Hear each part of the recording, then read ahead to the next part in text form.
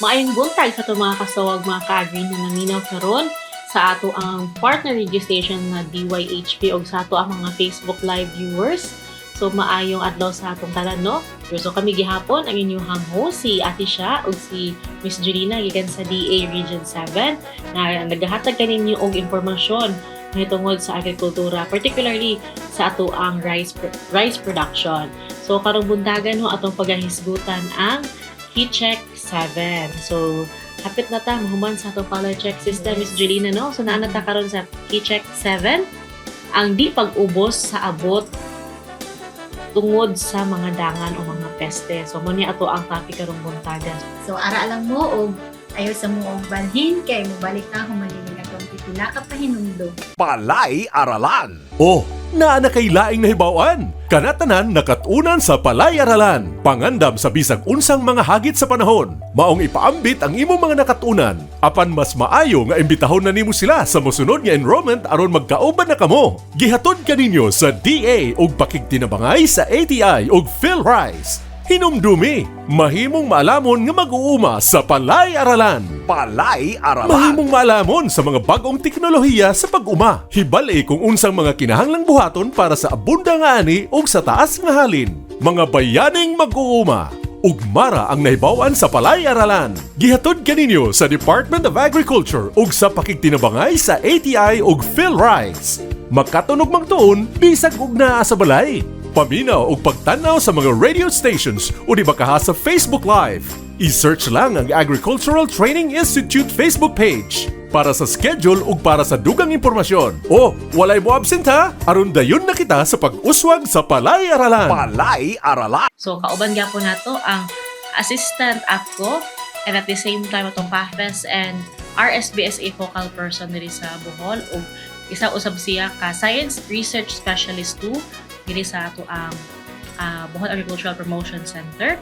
Wailain ko ni si Ma'am Cecile Aves Opada. So, maayong buntag ng Cecile. Good morning, Ate Sha. Good morning, Miss Jolina.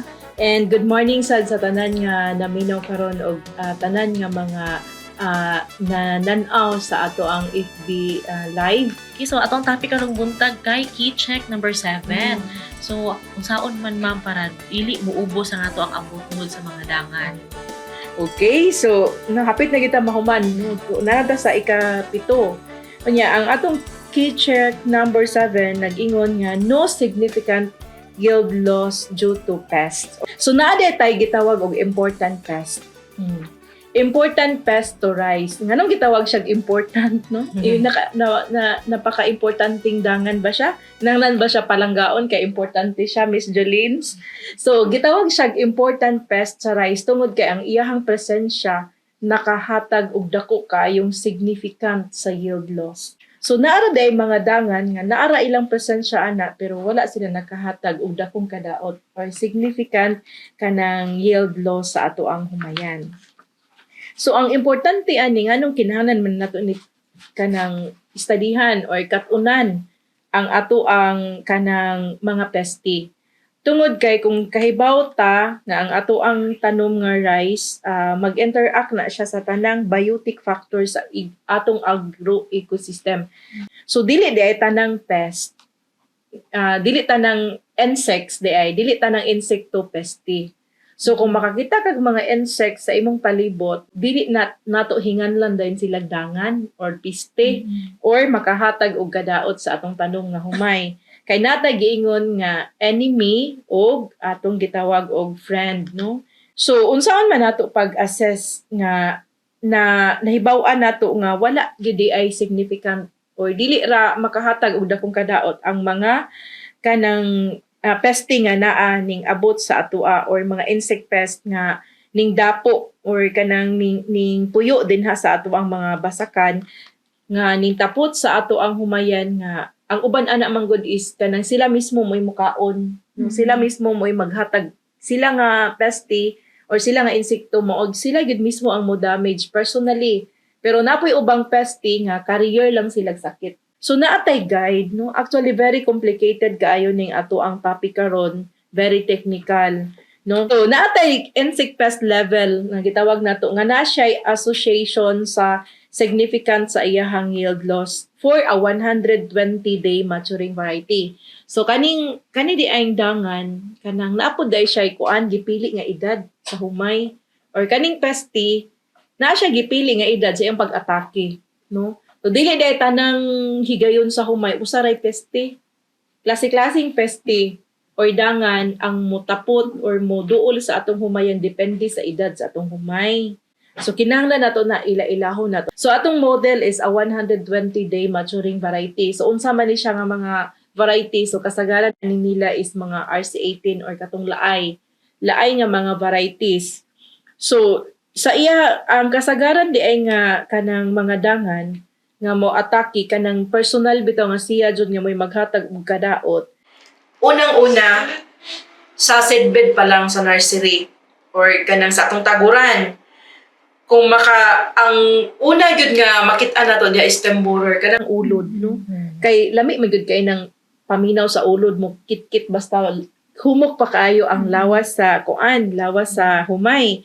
So makakita ka dinha og 5 or more egg masses per square meter.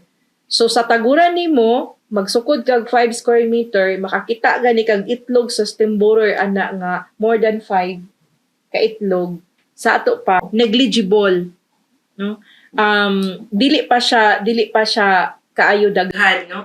Rice blackbug, brown plant hopper, negligible pa na siya ana nga time. So kanang more than 5 eggs nga kanang stem borer mao ra na imong makita. So okay ra ka ana. Pag abot sa early tillering kanang pagpanipak niya, no, pagsugod niya panipak, ang cost sa stem borer ana kung naa adtong more than 5 ka eggs, no, na magtapok-tapok man ang itlog. So kung naa kay more than 5 ka itlog egg masses kanang gatapok nga mga itlog sa stem borer at during the seedbed or sa nursery inag-abot sa tillering ana kay syempre seedbed pa man to, no, imong tuibton kay imo i-transplant. So pag naana ka dito sa transplanted na nga basa ka sa rice na early tillering stage niya, makakita ka og 30% or more nga dead heart. So dead heart is kanang makakita kag puti nga udlot. No, puti nga udlot. So kung imong birahon na siyang puti nga udlot, sa ato pa udlot na sa taliwa, no, sa taliwa sa punuan, sa sipak, no, kay naman ay mga dahon. Imo nang ibto nang nagputi, maibot nimo. So mo na dead heart. Patay nga kanang udlot. Ganun namatay siya, kay gikaon siya sa ulod at the early stage. Tungod kay sa nursery pa lang siya, na siya didtoy itlog. So pag transplant nimo na ang itlog ni pilit man tos dahon, so nadala siya dito sa area sa basakan. So pag humanyag itlog, di ba mapusa man na siya, mahimo na siyang ulod. So katong dead heart or patay nga kanang udlot, pasabot adto kung imo tong ibton inag-ibot nimo sa iyang inibtan dire naa si Jay Murag kanang mga kanang kinanan sa ulod, no? Nya tan-aw nimo didto sa iyang punuan sa iyang naibtan naa siya bangag, no, naa siya kanang point of kanang entry. So didto pa lang sa subok sa punuan niya gikit-kit na ni ulod, mao na nga ang tunga man na ang sintrohon ana, so namatay na siya ang iyang udlot. So man na inag-ibot nimo patay na, so wala na yung mamunga. So ang rice blackbug during sa early tillering makakita ka og mga kanang nymphs or adult nga mga more than 10 per hill. Unya makakita na pud ka ana og 20%, no, or more nga dead heart or bug-borne. So si rice blackbug kuan man siya mga sapping insect man ni, no, musuyop man ni. So musup-sup na siya, mo kaon sa kanang lawas og dahon. So mo na yung gitawag ang damage og bug-borne, no, bug-borne, BUGBURN. So rice blackbug man siya, RBB. So iyang damage is mag-bug-borne siya or naa siya dead heart. Katulad gyapon, no. Then ang brown plant hopper during sa early stage makakita ka og more than 25 sa nga insekto nga brown plant hopper per hill. So makaingon ka, alarming na kayo kung sa isa ka punuan na ay 15 halimbawa ka tillers, makakita na kadanha og more than 25 ka insekto no nga all stages na ay baby pa nga plant hopper or na ay adult nga plant hopper. Unya makaingon kang alarming na. So ari na punta sa stage sa humay nga medium to maximum tillering or early panicle initiation katong naglingin na kaayo ang iyang lawas, no? Padung na siya maburos, padung na siya mo gawas ang katong iyang uhay. Makakita ka og more than 1 egg mass per square meter. So naay kana na ang kuan stem borer, itlog sa stem borer nga makit-an nimo per square meter usa na lang ka egg mass. Diri sa nursery atong giingon nato ganiha is 5 man no, more than 5. So diri sa medium to maximum 1 egg mass na lang per square meter. Unya diri sa rice black bag 20 na ka-adult sa rice black bag. Unya diri sa atong brown plant hopper ani nga stage na ana tay more than 50 ka insects nga makit-an. So ani nga stage kung imong basakan na ana diri sa early panicle initiation dili na kay moduol system borer, di na kay siya ganahan. So mangita siya area nga humok pa. So adto na pud siya mo atake. So unsay naay daghan ani diri ang rice black bag ug ang brown plant hopper. Ani nga stage ganahan sila.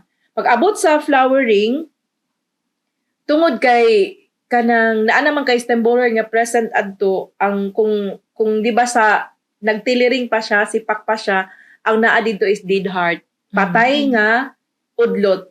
Pero og namuwak na siya, ang iyang gitawag na pod is whiteheads. So giuban na. Nanay uban. Daw puti na ang uhay. Ganong puti naman ang uhay. Kung ibto na nimo ang uhay nga puti is maibot siya. Pasabot ana ang nakakos ana is ang ulod nga stem borer. So gikaon maybe sa katong udlot pa lang, nagtiliring pa lang siya, wa pa siya masakpan kaayo ni ulod. So wala pa siya napatay, wa pa siya na dead heart. Pero pag panicle initiation na niya, dito na siya gisugdan og kaon kay siguro isog-isog ni nga stem borer, dako-dako na ni siya ba. Nakaduot gihapon siya sa punuan katong lingin na nga nagflowering na. Gawa sa uhay, patay na siya. Sometimes ang ato ang kanang kuan, ato ang uhay naapoy puti. Pero dili na siya tanan ko sa stem borer. Ang ilhanan lang gyud nga kana nga patay nga uhay, ang nakaingon ana stem borer, ang ulod sa stem borer is kung maibot nimo ang puti nga uhay. So that is whiteheads. Kay naaman pud kay kanang another nga puti gihapon ang iyahang uhay pero di nimo siya maibot, di nimo mabira. So kana siya cause na siya sa other nga sakit. Dili na siya caused by stem borer. So during sa milking sa kana bitang ang imuhang kanang uhay gikan sa flowering di ba daghan man nag pollen grains. Sunod ana nga stage niya is kanang mawala na to mga pollen grains na medyo mulingin na siya then imo na pisliton ang kanang grains niya mo gawas ng puti. Kato pa milky stage na siya. Inagpislit nimo mo sirit ng puti nga sulod ana. So that is milky. Naagya po na whiteheads ana. Unya duulunon pug kay na siya sa rice black bag ug labaw na sa brown plant hopper. Kusog na siya manupsop kay pati sa grains pwede na siya supsupon sa brown plant hopper ug sa rice black bag. Unya maybe makakita na kag rice bag kanang piangaw bitaw. Kanang piangaw nga kanang slim man na siya gamay no unya kusog kay na siya moambak. Ang rice black bag kay ito man gyud na kayo siya na moy mo sup-sup sa ato ang mga panit, palak or even sa dahon. Pero ang rice bag kato ng tipasi mo na iyahang kitkiton. Sa grain filling katong masudlan na bitaw og tipasi ay unod ang imong tipasi. Naagihapon didto ang kinadaghanan ng rice bag so mas mudaghan siya. Sa maturity na pod nato naay whiteheads gihapon magpabilin. Unya daghan gyapog brown plant hopper unya ang rice bag wala na kaayo. So wala nay rice bag kay gahi naman pud ang tipasi. Do di na makadot ang atong rice bag. So gamay na lang ang mabilin so tolerable na siya. So kung ang atong insect pest para makasakop ta niini naay best nga time. So dili ka makaingon nga wala ra may dangan ang akong humayan kay naglaag nato didto kay kana naman pong kuan na kanang init na ba? O init na. Time out nila. Init na. So kanang wa na. nag-time out na ko no, yun pa ni ate siya. Nag-time out na ang mga peste kay initan po na sila ate siya sa dawong. So, ang best time day to monitor kung ang ato ang mga humayan gi-infested na sa mga dangan or peste is early in the morning. Unlike kaganiha sa ato ang pagsabwag sa abono, dapat dili early in the morning, kundi in the afternoon, no? Ang ato ang pag-monitor sa atong presence sa insect pest is early in the morning between 5 a.m. to 7 a.m. or late in the afternoon from 5 p.m. to 6 p.m. Nga naman, ganahan na ni sila mugawas kay bugnaw na. Magduwa-duwa na ni sila dito sa atong kabasakan, mukit-kit, no, mukaon sa ato ang mga tanom. So, anang mga tayma ang the best time nga mag-monitor ka on their presence? Kay para nga masakpan yun mo, kay dili na lang kay ay na ka makahibaw nga naa di ay insekto, kay ang symptoms na or ang damage unsay tawag na dili symptoms ang kanana ang damage na gid ba makita na nimo nanay dead heart, nanay whiteheads, no, nanay nagbagborn na ngano man ni akong humayan ni kalit ra magkasunog. Ang atong mga tanom nga humay need jud nato i-monitor every day, no, sa iyahang kinabuhi para nga ma-diagnose dayon nato dayon kung unsay naa danha ilabi na ang dangan kay nganuman. So sa disease associated pod kaniya kay peste man to no. So sa disease associated or sa sakit ato pong mailhan depende pod na siya sa growth stages sa ato ang humay. So kung adita sa ato ang seed bed or sa atong taguran to early tillering, makita nato kasagaran danha is rice leaf blast. Nung unsa man ang leaf blast, nung unsa man na iyahang kanang atakihon, syempre ang dahon, no, magputi-puti na naanay makita nimo dinha nga kana siya cause na siya sa bacteria. Unya, kung medium to maximum tillering padulong sa pagburos niya, naana dayon din ang presence sa bacteria leaf blight, no? So bacteria unya naana po din ang ato ang gitawag og mga brown spot, no, ug daghan pud usahay rice tongue disease. Kaning rice tongue disease is kuan ni siya kanang cause ni siya sa usa ka peste nga gitawag nato og green leaf hopper or GLH. So kung maka-monitor ka sa field early in the morning, daghan kay kanang birding bunhok bitaw nasa punuan sa ilalom sa ubos, gitawag na green leaf hopper, makuan na ka, ma-alarm na ka ana kay nganuman ang iyahang sunod nga sakit ana nga naka-associate aning green leaf hopper is the rice tongro virus. Unya mayong tag virus wa na jud na siya tambal, no, Miss Jolene, wa jud na siya tambal bisan pag mag-spray ka na di jud na siya maulian. So before na siya mahitabo, adto ka mo control sa iyahang vector or sa gadala niya which is ang green leaf hopper. So sa flowering stage na pud sa atong humay, kasagaran atong bantayan kaning neck blast. So giingon ako ganiha nga dili tanang puti nga uhay ang hinungdan gikit-kit sa ulod. So naay puti nga uhay ang hinungdan niya is neck blast, no? Naay bacteria. Ang kanang neck blast, unsa man ang neck blast, no? Ang iyang uhay, di ba, naman nagikan sa punuan, no? So uhay na kani iyahang punuan gyud sa uhay gikan sa iyahang kanang palak or sa iyahang kanang hawid niya nga lawas, kana siya moy atakihon sa kanang kuan sa fungus, no, or kanang sa blast. Mutuay rag kalit ang ato ang uhay nga ang uban na kauban niya igsuon niya green pa, pero siya naputi na siya, namatay na siya kay atake na og kanang neck or blast, no, neck blast or sheath blight. Wala pa siya gani kayo nakagawas, ang iyang kanang palak or kanang sheath niya giblight na siya, or bacterial leaf blight, kanang dahon mismo nasunog na. So masunog ang dahon, masunog ang palak, apil ang punuan, apil na rin ang uhay, maputi na pod siya. So during sa milking, sa grain filling og maturity, kasagaran nato sakit makita is panicle blast. So ganiha is neck blast man to, naara diri sa node, no, sa liog. Pero kung milky na siya, grain pa daw sa maturity, tibuok na yun nga panicle blast. So ang iyahan ng katong mga uhay, no, gimo na to'y giblast, no, naputi na siya. Ang grains niya kasagaran unfilled. Walay sulod, no, unfilled grains. Unya naatay daghan kay kung naatake na siya bacterial leaf blight, ang dahon niya nasunog na due to bacterial leaf blight, unsay mahitabo undeveloped nga panicles, dili kalusot no mag-ung-ung ra siya. So ingon ana ang ato ang disease nga associated with kanana ang significant yield loss. Makaingon ta nga daghang nadaot.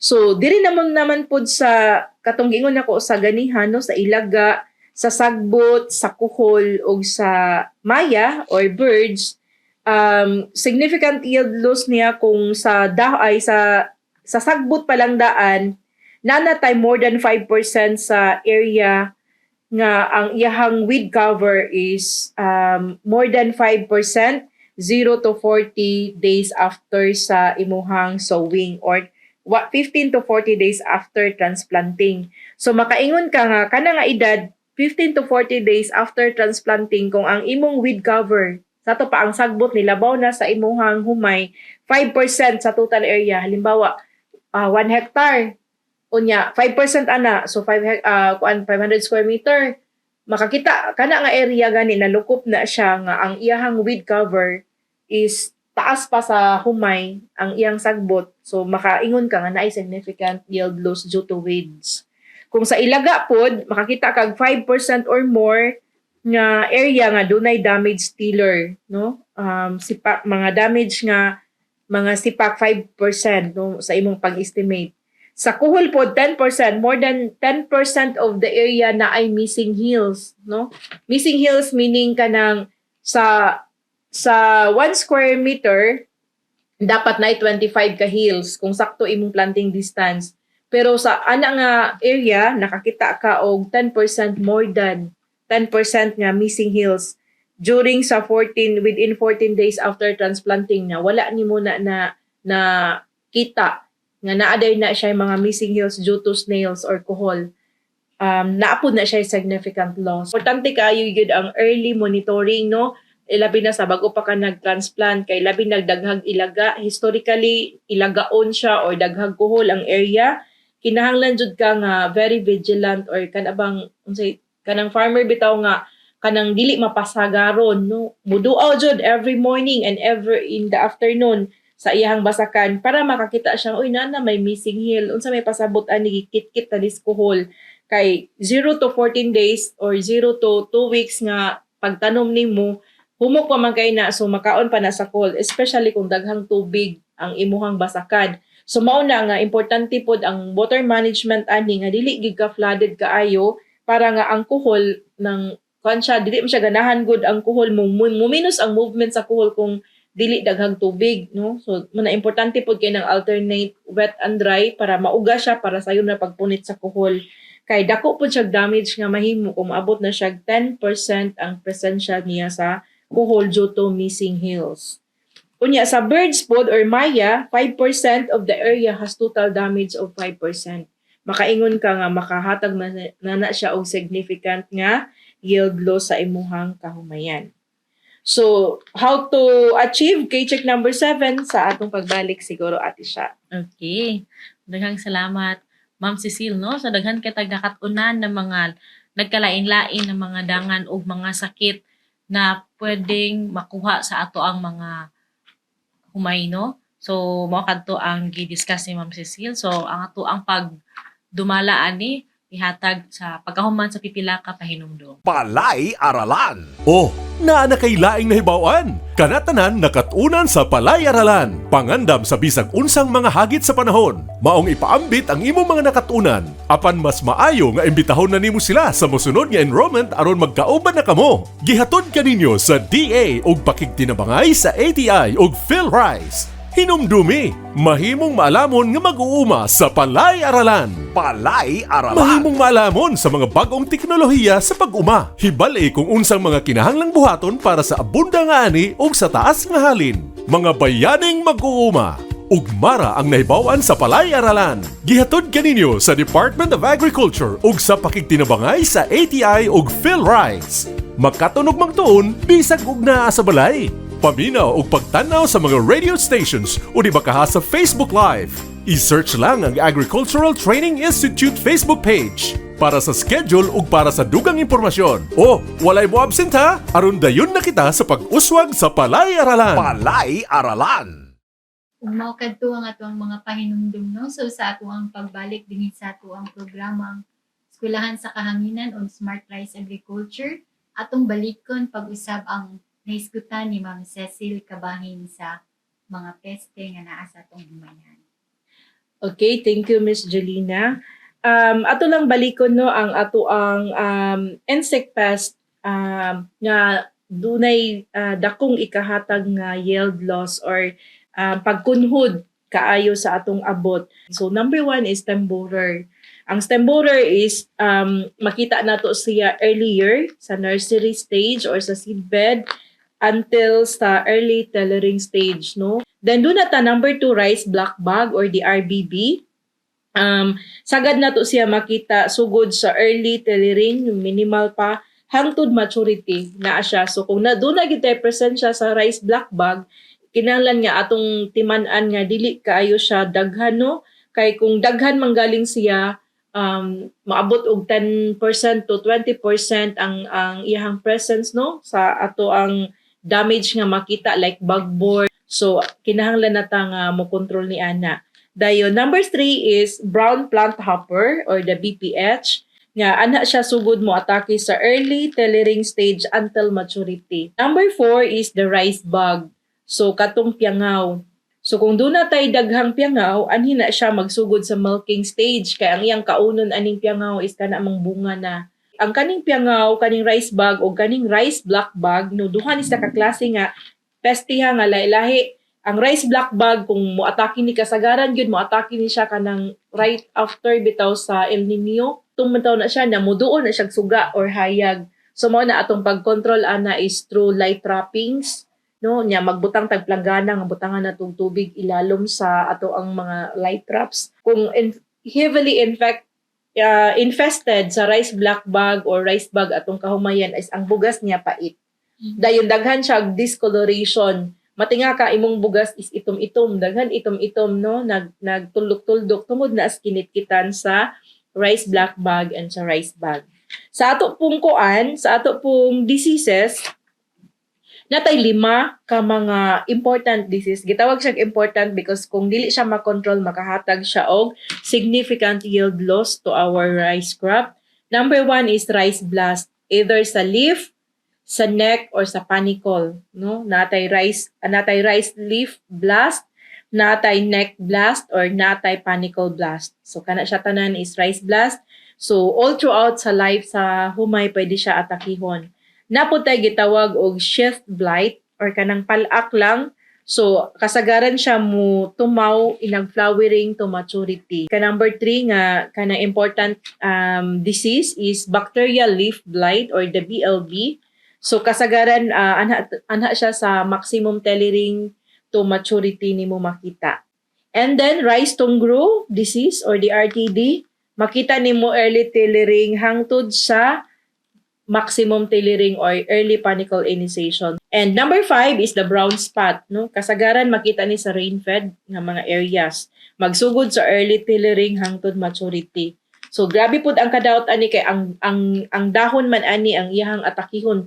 Kabaw man ta nga ang dahon is the food processor sa tanom. So kung daghan na kay siya og bangag-bangag dinha or mga brown spot, ang sunlight dili na ka-penetrate, so dili na siya ka-process sa iyang food. So sa ato pong other nato nga mga pest, we have sagbot, no, weeds, rats, snails, and birds, no, mga maya.